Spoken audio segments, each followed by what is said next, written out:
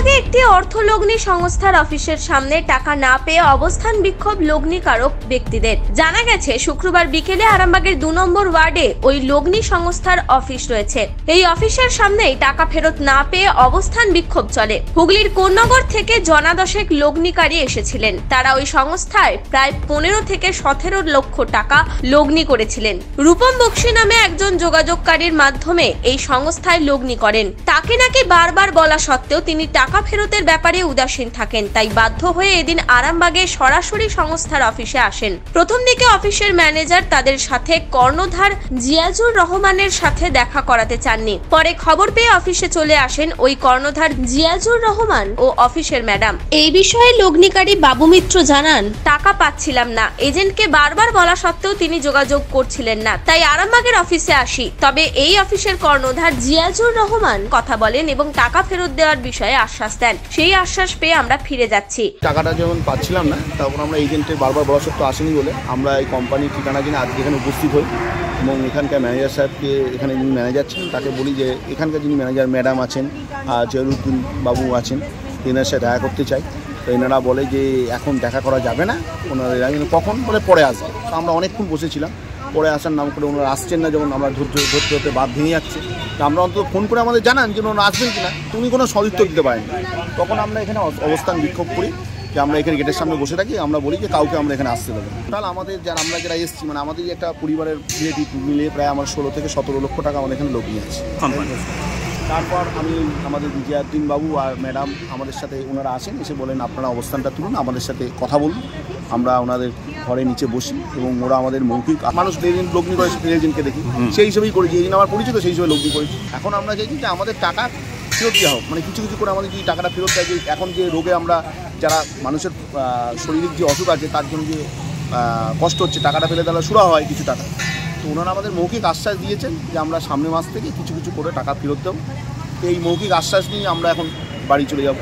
মৌখিক আশ্বাসে আমরা আশ্বস্ত। মৌখিক আশ্বাস কেন ওনারা বলছেন যে আমরা তো লিখিত কোনো কিছু দিতে পারবো না, আমরা মৌখিক আশ্বাস দিচ্ছি যে সামনের মাস থেকে আপনাদের কিছু কিছু করে সবাইকে কিছু কিছু করে টাকা দেওয়া হবে। অপরদিকে মীনাক্ষী মিত্র নামে আরেকজন লগ্নিকারী বলেন, টাকা রেখেছিলাম, এই কোম্পানির মাধ্যমে শেয়ার বাজারে টাকা লগ্নি করি, কিন্তু পার্সেন্টেজ পাচ্ছিলাম না। যোগাযোগকারী সংস্থার সঙ্গে আমাদের যোগাযোগ করিয়ে দিচ্ছিলেন না। আমরা চাই টাকা যাতে ফেরত পাই। তবে একটা জিনিস ভালো লেগেছে, মালিক পালিয়ে যায়নি, এটা ভালো লেগেছে। অ্যাকচুয়ালি সমস্যা হচ্ছে আমরা এলএফএস ব্রোকিংয়ে টাকা রেখেছিলাম, তো একটা সেভির সাথে ওনাদের একটা যেহেতু ওনারা পার্টিকুলার একটা পার্সেন্টেজে আমাদের রিটার্ন করছে না শেয়ার বাজারে, সেটা হয় না। সেই ক্ষেত্রে ওদের সেভি ওনাদের এগেনস্টে কেস করেছেন।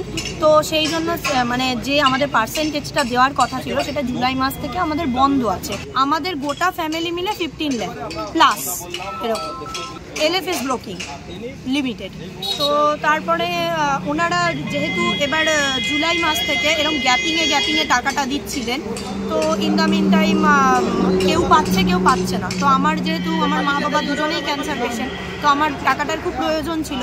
তো মেন প্রবলেম হচ্ছে মালিকের সাথে নয়, মালিককে আমি চিনতাম না। তবে আমার একটা জিনিস খুব ভালো লেগেছে যে এরকম ঘটনার পরে মালিকরা পালিয়ে যায়, কিন্তু ওনারা অফিস খুলে রেগুলার বেসিসে আসছেন, মানুষের সাথে কথা বলছেন। হ্যাঁ, আমরা আশ্বস্ত হয়েছি এবং ওই আমাদের যে মেন প্রবলেম হয়েছে সেটা হচ্ছে কমিউনিকেশন গ্যাপ।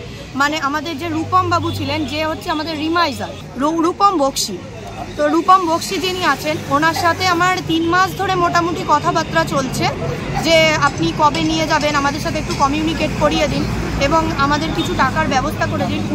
উনি কোঅপারেট করছেন না, ইভেন ফোনও ধরছিলেন। অপরদিকে ওই লগ্নি সংস্থার কর্ণধার জিয়াজুর রহমান বলেন, প্রত্যেক দিনই অফিসে বসি, 2 মাস আগে এলে 50% টাকা ফেরত দিয়েছি, খবর পেয়েই এসেছি। এখনো পর্যন্ত 4 মাসে 43 কোটি টাকা ফেরত দিয়েছি। প্রত্যেকটি মানুষকে টাকা ফেরত দেব, পালাবার ছেলে নই, সবার টাকা ফেরত দেব। শুধু প্রতিশ্রুতি নয়, টাকা অবশ্যই ফেরত দেব, কথা রাখবো। আজকে নয়, আমার প্রতিদিনই অফিসে বসি আমি এবং ম্যাডাম। এই 2-3 দিন একটু চাপের জন্য, মানে বড্ড বেশি চাপ ছিল বলে আমরা আসতে পারিনি 2-3টে অফিস। তো আজকেও অফিসে আমরা রেজিস্টারে মিটিং করছিলাম, হঠাৎ করে এখান থেকে আমাদের অফিস থেকে ফোন গেল যে কিছু ব্যক্তি, কিছু লোক এসে ঝামেলা করছে এবং অফিস বন্ধ করে দিয়েছে। আমি তারা কারা? বলছে যে তারা চিনি না, তারা কি ক্লায়েন্ট? বলছে না, তারা ক্লায়েন্ট না, অন্য কোনো থার্ড পার্টি। আর থার্ড পার্টি এসে কেন বন্ধ করতে যাবে আমার অফিস? না, পয়সা নিতে এসছে। তখন আমার দেখি ব্যাপারটা কি, ছুটে এলাম। ছুটে এসে আমি ম্যাডামের সঙ্গে এবং সবার সঙ্গে কথা বললাম।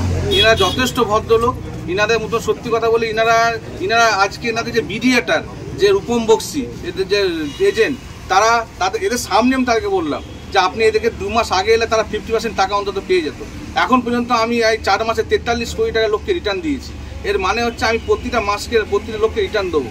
আমি সেই জন্য কোথাও যাইও নি, কোথাও পালাইনি, এখানে আরামবাগে বসে আছে, আপনারা নিশ্চয়ই জানেন, আমাকে দেখেছেন। এই কারণে এখনও বলছি যে আপনার শান্ত থাকুন, ওয়েট করুন, টাইম দিন, নিশ্চয় সবার টাইম টু পাই পাবেন। আমি পালাবার ছেলে নয়, আমি পালিয়ে যেতাম, যদি পালাবার থাকতো আমি অনেক আগে পালিয়ে যেতাম। প্রতিশ্রুতি না, আমি আপনাদের মিডিয়া প্রতিশ্রুতি দিচ্ছি, ওনাদের যে কথাটা দিলাম সে কথাটা আমি রাখবো। বেশি না, মাত্র 15 লাখ টাকা আছে ওনাদের কাছে, মানে আমার কাছে অনেক বড় বড় ক্লায়েন্ট আছে, 2 কোটি 5 কোটি রেখেছে। মাত্র ইনাদের আজ 2 মাস 3 মাস আগে আসতো ইনাদের, আজকে প্রবলেমটা হতো। নিউজ আজ বাংলা, আরামবাগ। নিঃসন্তান হওয়ার কারণ স্বামী বা স্ত্রী যে কেউ হতে পারেন।